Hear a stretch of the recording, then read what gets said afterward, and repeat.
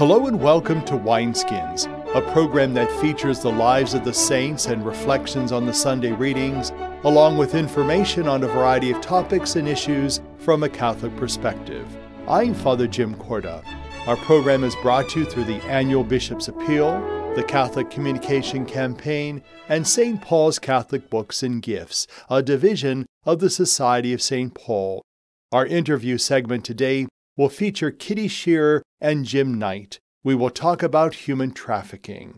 We will also get a glimpse into the life and times of St. Francis Xavier Cabrini, along with reflections on the readings for this 32nd Sunday in Ordinary Time. That and more on Wineskins. To tell us more about family life and marriage in the Diocese of Youngstown is Dave Schmidt. A number of years ago, when I was a director of religious education at a parish, I remember talking to a friend who had recently suffered a miscarriage. I remember her telling me, "Dave, I don't know how to mourn the loss of my baby. My Catholic faith tells me that my baby was a human person from the moment of conception, but the Church doesn't seem to have rituals and support in place to help me deal with this." Although that conversation took place about 25 years ago, her words stuck with me because she was right. The Church needs to do a better job assisting parishioners who suffer the loss of a child through miscarriage or stillbirth. Sometimes the terms miscarriage and stillbirth get used interchangeably. Technically, a miscarriage is a pregnancy loss that occurs before 20 weeks of gestation, whereas a stillbirth describes a baby born dead after 20 weeks of gestation. Unfortunately, the number of babies lost to miscarriage and stillbirth is extremely high. According to Elizabeth Ministry International, approximately 1 in 4 pregnancies ends in miscarriage. In the United States, it is estimated that over 1 million babies are lost to miscarriage or stillbirth each year. That means there are millions of people out there who experience the deep pain and grief that comes with miscarriage or stillbirth. People who suffer a miscarriage often feel isolated in their grief. Many in our society act as if not talking about the baby and removing all evidence of the child's existence will help the parents forget their loss. But as Jeannie and Bruce Henneman point out, this mindset fails to honor the powerful life and death experience that has already left an impression in the parents' hearts, never to be forgotten. Death ends the life, but not the relationship. Grief can be delayed, but not denied. Thus, in the Church, we need to be more proactive in helping parents of miscarried or stillborn children to process their grief and ritualize their loss. Ministering to those suffering the loss of a child from miscarriage or stillbirth isn't just the concern of our priests, who are already too few in number, but it should be the concern of all of us who claim the title of Catholic Christian and who recognize the sanctity of human life from conception until natural death. When you encounter someone who has lost a child to miscarriage, Jeannie and Bruce Henneman from Elizabeth Ministry International recommend the following. First, be present to the bereaved parents. Know that it is simply enough to just be with the grieving person. Don't hesitate to enter into the pain of death, and don't try to take it away. Give them permission to cry, because their loss is real. Don't worry about what you should say. Feeling at a loss for words in this situation is normal. It may feel awkward, but shared silence is comforting. Be a good listener. Use eye contact and open body language to signal a willingness to hear whatever they want to share. Gently ask questions, but do not pry. If the parents have named the baby, use the name. This validates the reality of the child's unique existence. Remember, talking about the baby will not add to their pain, but allows it to be expressed. In contrast, avoidance does not take away the suffering, it causes more trauma. Let them tell and retell their story. Acknowledge the expected due date. It will almost certainly be a time of renewed grief, and your remembrance will be appreciated. Mark the date of the death on your calendar, and be sure to contact the family on the anniversary. Likewise, be sure to acknowledge the loss on days like Mother's Day or Father's Day, and remember them on holidays such as Christmas and Easter. Consider giving the parents a simple gift in remembrance of their child, which may become a cherished heirloom for them. It may be a religious medal or figurine, a CD of special music, a prayer book, or literature that assists them in their grief. Or make a donation in their child's memory. Invite them to a shared time of prayer, such as visiting the Blessed Sacrament together, or praying the Divine Mercy Chaplet or Rosary together. Praying to Mary, the Mother of Jesus, may be particularly helpful since she understands the pain of losing a child. Lastly, remember that by reaching out to someone mourning the loss of a miscarried or stillborn child, you don't have to have all the answers, and you don't have to fix things for them. Just allow yourself to be an instrument of God and allow God to bring about the healing in the way that they most need it. For Wineskins, this is Dave Schmidt. St. Francis Xavier Cabrini was the first naturalized citizen to be canonized in the Roman Catholic Church. To tell us more is Pam Pasquale. She is from St. Charles Church in Boardman. St. Francis Xavier Cabrini is the first citizen of the United States to be canonized a saint. The process began only 11 years after her death, and she was canonized on June 7, 1946. Born prematurely in Lombardy, Italy, she was baptized Francesca, and from the age of reason, fervently desired to be a missionary. After applying to enter religious life in several communities and always being turned down because of her frail health, she was advised by her bishop to start a religious community herself. As a result, she founded the Missionary Sisters of the Sacred Heart and received approval in 1889 by Pope Leo XIII to go to the United States, where there were many Italian immigrants. Within a few months after the arrival of the first group of sisters, Mother Cabrini had already opened an orphanage and a school. She became a naturalized citizen in 1909, and during the remainder of her life, she founded a total of 67 charitable institutions and houses of her congregation. During her lifetime, she obtained a number of special favors through her prayers. She died in Chicago just before Christmas in 1917. Her devotion to the poor, the underprivileged, and the sick should prompt many individual Catholics to become more active in works of charity for the needy. Moreover, Mother Cabrini can help us see Christ in all the men and women we meet.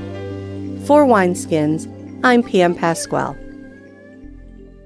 We're talking about human trafficking, and joining me again is Kitty Sherer and Jim Knight. You know, before we took a break, we were talking about the global issue. I'm sure you have some national statistics that are probably equally as staggering. Kitty, can you share those with us? Well, unfortunately, across the nation, there's no official estimate of the number of victims, but a national anti-human trafficking group, which is called Polaris, has been very active over the last 10 years, and they have estimated that we have hundreds of thousands of victims just in the United States alone. Polaris is a group that has a national hotline, and they get calls in from victims or people that are reporting abuse and stuff, and they've had over 32,000 cases reported over the last 8 years. So they draw some conclusions as far as like the total numbers out there and stuff. So you're talking about hundreds of thousands. They've identified 25 different types of trafficking. So we lump it like into labor and sex trafficking, but they've actually split it down into 25 types because each type has its own business organization plan. So they have different types of recruiting, they have different people that they would recruit, they have different ways of hiding it. So it runs everything from the escort services to agriculture to the restaurant industry to manufacturing. So they've had 32,000 cases just that they've investigated. Jim, tell us about what's going on locally. Well, if people want to find out more, they should go to the Ohio Attorney General's webpage at ohioattorneygeneral.gov and search for human trafficking. Governor John Kasich also has a human trafficking task force, but they release annual reports each year, and these reports come in from law enforcement agencies, social service-based agencies, and even other human trafficking coalitions and task force. There's several throughout the state, like PAFs. And one of the statistics that came in from the Attorney General's office in the past year was 100 law enforcement agencies across the state reported dealing with, in total, from what was reported, 151 cases that had come through. And that's just law enforcement. Social service agencies or even hospitals, they could also report some different numbers as well. So even in the state, just like Kitty was saying, there's not an official one-stop number that's going to take place, but these are also just the reported cases. So we know that more is out there. And in Stark County, where we are based out of, we have a human trafficking task force, which is made up with members from PAFs, but also from law enforcement and other social service-based agencies. And for 2016, they identified 7 victims in our county. And I think 4 were based in sex trafficking underage and 3 for labor trafficking. We may see that number grow as the years progress, not necessarily because the problem's getting worse, but because we're becoming more aware. Right. Let's talk about the victims now, because sometimes it's important for us, or all the time I believe it's important for us to put a face to who are the people that are being trafficked. Oftentimes when we hear that, we might think of just women or just young children, but it runs the gamut, I would imagine. Right. Put a face on the victim for us. Like we said, it cuts across all socioeconomic strata. So we have all age groups, all income levels. Here in the United States, for labor trafficking, I guess Jim will probably address the sex trafficking aspects here, but for labor trafficking, in the last 10 years, there were 5,400 cases that were documented in the United States. I don't know, in our local news, Northeast Ohio news, I don't know, a couple years ago, there were a series of strip clubs in the Youngstown area, and they found that a lot of those victims that worked there were being held there against their will, and they're not allowed out. So it's one of those things that people are isolated or in poverty and stuff, and their immigration status might be a little uncertain. And so you get a lot of people that we call them the ones that are more liable to be recruited. I see. More susceptible to it, yes. Anybody in a poverty situation that's trying to get out of their situation is definitely it. And those people that are coming from a foreign country that don't speak the language, they are not familiar with our culture, they might not trust law enforcement because the country they come from, you don't do that. And so there are a lot of things that set them up to be victims in the first place. And a lot of times they're brought here just with out and out lies of coming to find a better life, making money like in the restaurant business, and then they're put in what we call debt bondage. They found that the average cost for a person being brought from overseas and told that they need to pay back over $6,000 because somebody has found them this great job to improve their life, and then they make very little or sometimes they make nothing, so they can't ever save up to get out of bondage. They don't understand how they have rights, so they don't seek out help. So that kind of makes it a very hidden crime and one that's very hard for them to escape from. So, and I know that, for the sex trafficking, it's very similar to that. Yeah, I think very similar, because with what Kitty was saying, a lot of what the trafficker is going to be playing on is that victim's vulnerability. As we had mentioned, with trafficking, really anybody runs across the spectrum of who can be a victim, but a lot of times, especially as it's related to sex-related human trafficking, the victim can be about ages like 12 to 14, because at this point, they're obviously very young, very vulnerable. They may not know their rights, they may not know just really much about life in general, or to know when they could be being manipulated, and the trafficker will prey on that. For more information on that topic and other related issues, and to listen to Wineskins, visit the website of the Catholic Diocese of Youngstown at www.doy.org. Stay with us. We'll be right back. What have you done for your marriage today? I gave my wife a hug this morning. I told her I love her. I did her hair this morning. I think it looks pretty good. I cooked my husband's favorite breakfast. I bought her an orchid. What have I done for my marriage today? I sent my husband a love email. I read the newspaper to my wife, and it cracked her up. She's still laughing. What have you done for your marriage today? Make a change for the better. Need help? Go to foryourmarriage.org, a message from the Catholic Church. Every day, in every county of the Diocese of Youngstown, people are searching for help. The hungry are looking for food. The homeless are looking for shelter. Those who are ill are looking for help with prescription medication. And the vulnerable in every corner of our diocese are searching for care and compassion. And every day, that search leads to Catholic Charities. Let's take a look at how Catholic Charities is serving the needy in your county. Catholic Charities Regional Agency's primary mission is to provide service to people in need through various programs and projects in our service area. In Columbiana County, we have offices in Lisbon and East Liverpool, as well as the domestic violence shelter Christina House in Lisbon, serving the entire county. Christina House offers residential shelter in a secure, undisclosed location to women and children for up to 30 days to offer safety and protection while fleeing an unsafe situation. Similar services and protection is available to men who may need protection as well. Case management and supportive services are offered to help the clients to relocate and change their situation. Assistance with the legal processes for protection orders and court from a victim's advocate are also a part of our services in Columbiana County. Access to lawyers through a collaboration with Community Legal Aid is present in the Lisbon office. In East Liverpool, the Senior Center provides home-delivered hot meals and on-site lunches Monday through Friday. Help with basic needs and financial assistance based on eligibility is available in both the Lisbon and East Liverpool offices. Services to seniors in the community who are homebound is also offered under the Senior Support Program through a contract with the Area Agency on Aging programs.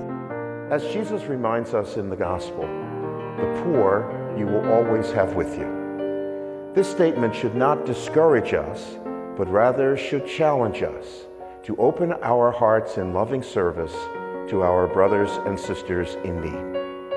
I want to thank you for your generous support of the 2017 Annual Bishop's Appeal for Catholic Charities and the Church. Your loving commitment to the many programs which serve the poor throughout our diocese is changing lives one family at a time. Thank you, and God bless you. Christopher Minutes, thoughts on making every day count. Here's Monsignor Jim Lisanti. Hello, friends. Here's a thought just for today. Joanne Haverland got a job as a secretary at a local private college, but within a week of starting, her father was diagnosed with a brain tumor. Joanne recalls, "I was so emotionally distraught that I couldn't concentrate on what I needed to learn or do at my new job. It was all I could do to get through each day without making too many mistakes." One day, a coworker noticed Joanne's anguish and invited her to go for a walk. As they spent time together, says Joanne, "I choked out my feelings of inadequacy, frustration, and pent-up pain. We walked for many blocks, and an hour later, when we returned to the office, I was drained but renewed." My friends, if you see a friend or coworker having a tough time, offer to take a walk and have a talk. Your compassionate gesture could have a profound effect. Many sisters, brothers, and religious order priests served for little pay, and now their communities lack retirement funds. I spent 34 years as a teacher. I just loved interacting with the students. Gifts to the Retirement Fund for Religious help provide for medications, nursing care, and more. An annual collection is held in parishes across the nation. I always remember you in my prayers. Please give to those who have given a lifetime. Visit retiredreligious.org. Church World Service believes that being self-reliant is a joy everyone should share. So around the block or around the world, share the joy. Our song today is from the CD entitled Fight the Fight. It is by Chris Mugila.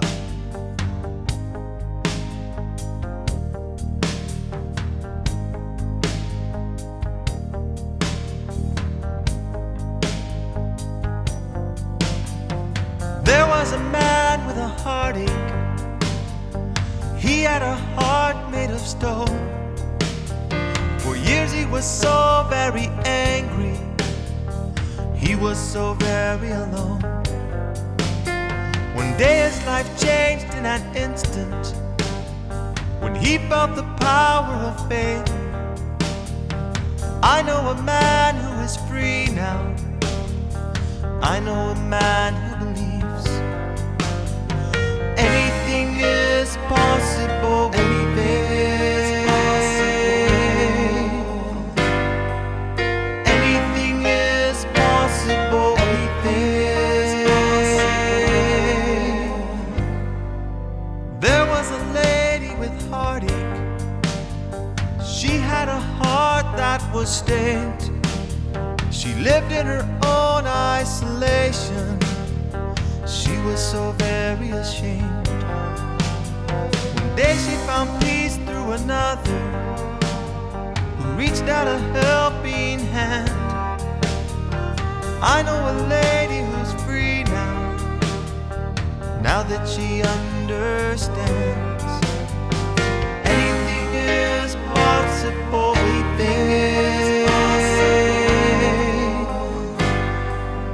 Anything is possible. Anything is possible.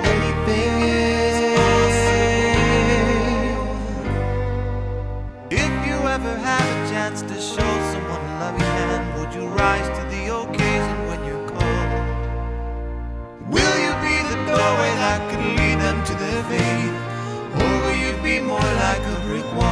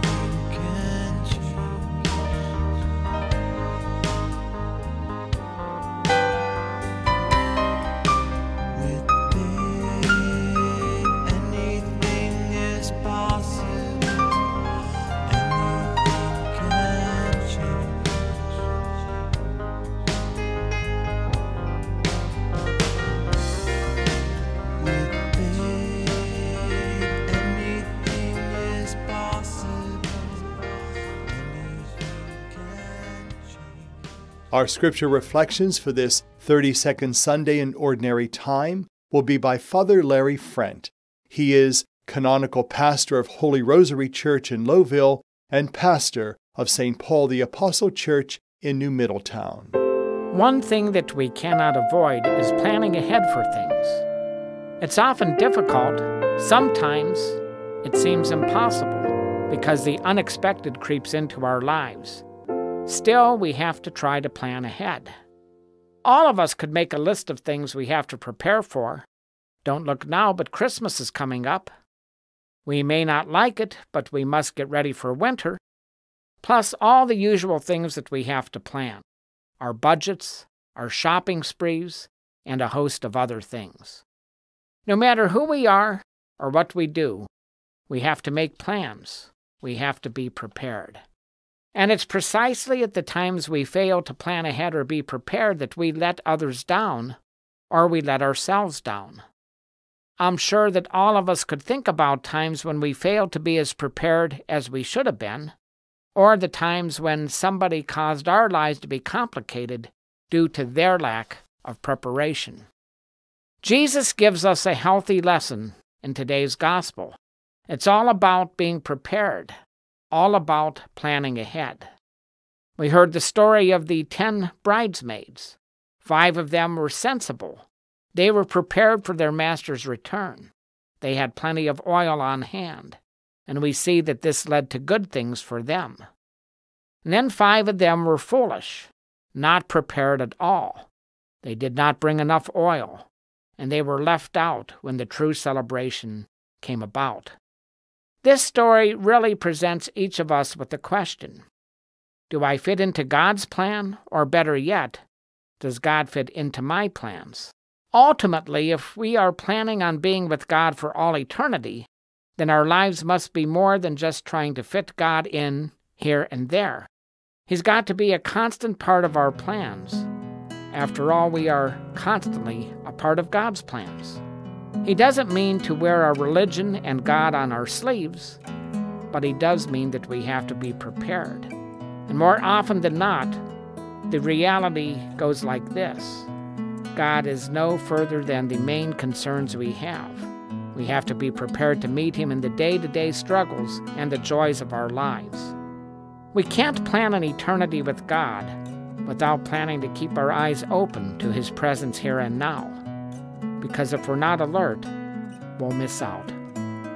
For Wineskins, this is Father Larry Frient. When God comes to take us into his eternal kingdom, will we be prepared to receive him?